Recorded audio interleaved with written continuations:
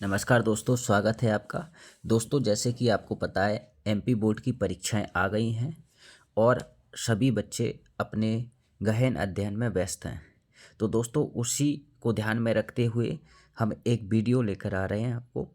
जैसे कि आपको पता है कि मैं एक और दो अध्याय की जो एक एक नंबर वाले प्रश्न हैं वो मैं हल करवा रहा हूँ। इसमें से मैं एक और दो अध्याय के अभी कंप्लीट करवा चुका हूँ और जो 3 अध्याय का अब मैं आपके सामने लेकर आया हूँ। देखिए दोस्तों, जितने हमारे सवाल आते हैं कहीं ना कहीं वो हमें नंबर तो अच्छे देकर जाते हैं, लेकिन हम सवाल के ही भरोसे नहीं रह सकते। हमें एक एक नंबर वाले क्वेश्चनों पर भी ध्यान देना चाहिए। इसी को ध्यान में रखते हुए मैं आपको एक एक नंबर वाले सभी प्रश्न सॉल्व करवाने वाला हूँ। तो चलिए देखते हैं और ब्लूप्रिंट के साथ देखते हैं कि किस में कितने नंबर का आएगा। अब मैं 3 अध्याय की बात करूं तो देखिए टोटल इसको 7 अंक मिले हैं।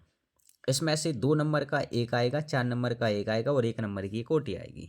तो ये ज़्यादा इंपॉर्टेंट नहीं है, ठीक है। इसमें से 1 नंबर का आएगा, वो भी ओटी आएगी। तो आप देख लीजिए इस प्रकार से आएगी कि जैसे कि इसके कौन से हल होंगे या के का मान निकाल लिए इसमें से, ठीक है। इस प्रकार से ज़्यादातर इस ये वाला आपसे पूछा जाता है, ठीक है। जैसे कि देखिए ये वाला 23 में पूछा गया और इसी प्रकार से 24 में पूछा गया आपसे ये वाला। तो पूछा क्या गया है, रैखिक समीकरण युग्म a1x b1y प्लस c1 बराबर 0 तथा a2x b2y प्लस c2 बराबर 0 का आश्रित एवं संगत हल होगा तब।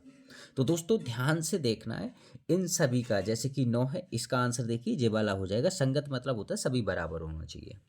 तो इस पर ज़्यादा ध्यान नहीं देना है 3 अध्याय पर, क्योंकि इसमें से ज़्यादातर सवाल आएंगे। जो आना है 4 अध्याय का वो हम देख लेते हैं।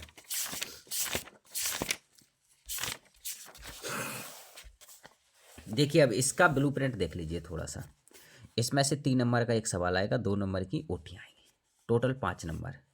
तो इसमें कौन कौन से आते हैं, जैसे कि द्विघात समीकरण इतने का विविक्त कर का मान क्या होगा। तो विविक्त कर का मान कैसे निकालते हैं, बी स्क्वायर माइनस 4ac बराबर 0 रख देते हैं और वहाँ ए और बी और सी के मान रख देते हैं, ठीक है। इस प्रकार से सवाल आते हैं। जैसे कि 24 में जो आया था, ध्यान से देखना। 23 का देखिए द्विघात समीकरण का मानक रूप है। तो जी ध्यान रखना, मानक रूप क्या होता है, a x square plus b x plus c बराबर 0। इसमें से आपका आंसर हो जाएगा जैसा सी वाला। अब जैसे ये है द्विघात समीकरण a x square plus b x plus c बराबर 0 के कोई मूल वास्तविक नहीं होंगे यदि। तो यदि ध्यान से देखना है, इसमें से इसका आंसर क्या होता है कि जब इससे इसका मान इसके मान से 0 का मान बड़ा होगा, यानी कि ये माइनस में आ जाए तो मूल वास्तविक नहीं होंगे। ध्यान रखना, इसमें से आंसर हो जाएगा आपका जी वाला, ठीक है। ओके, इस प्रकार से जो पूछे जाते हैं, देखिए ध्यान से। ये कभी कभी इस प्रकार से ये देखिए इसमें एक जे आया था 24 में, द्विघात समीकरण a x square plus b x plus c बराबर 0 के मूल ज्ञात करने के लिए सूत्र। तो ध्यान रखना ये सूत्र हमेशा 1 नंबर में पूछा जाता है, ये आपको याद करना ही करना है, ठीक है, ध्यान से। और दोस्तों इसके मैं इंपॉर्टेंट सवाल भी करवाने वाला हूँ, तो वो सीरीज भी मैं बहुत जल्दी स्टार्ट करूँगा। अब नेक्स्ट देखते हैं। अब हमारा आता है 5 अध्याय। 5 अध्याय में से देखिए टोटल इसको 5 नंबर मिले। इसमें से 2 नंबर का एक सवाल आएगा और 3 नंबर की ओटी आएंगी। इसमें से कैसे आएगा, जैसे किसी समांतर श्रेणी का सर्वांतर हो सकता है। तो सर्वांतर क्या हो सकता है, उपरोक्त तीनों हो सकते हैं। सर्वांतर शून्य नहीं हो सकता, हाँ ठीक है।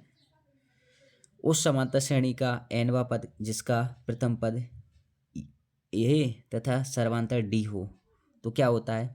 देखो nवा पद ज्ञात करने के लिए क्या होता है, a plus n minus 1 into d, जी वाला हो जाएगा a plus n minus 1 into D.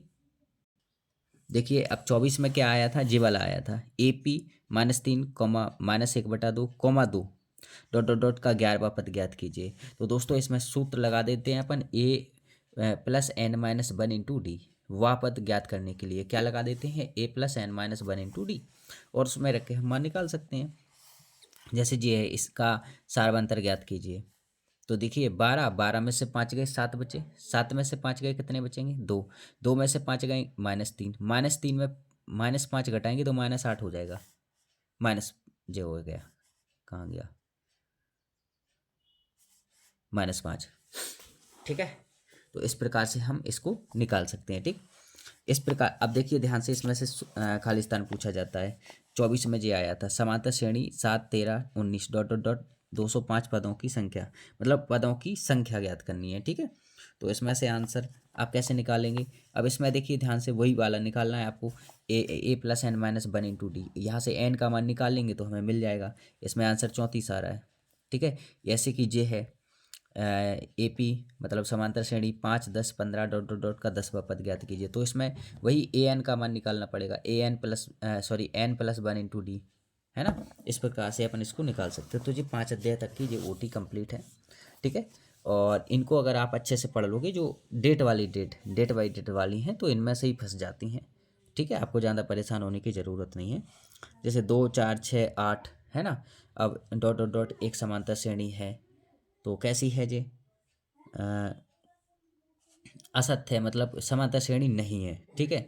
मतलब क्यों नहीं है? क्योंकि देखिए यहाँ से 2 से 4, तो कितने का अंतर आया? 2 का। अब 4 से 8 कितने का अंतर आया? 4 का। यानी कि ये गुणोत्तर श्रेणी हो जाएगी, समांतर श्रेणी नहीं होगी। गुणोत्तर क्यों? क्योंकि 2 में 2 का गुणा किया, सो कितना आया? 4, 4 में 2 का गुणा किया 8, 8 में 2 का गुणा किया 16, 16 में 2 का गुणा करेंगे 32। इस प्रकार से तो यानी कि ये गुणोत्तर श्रेणी हो जाएगी, ठीक है।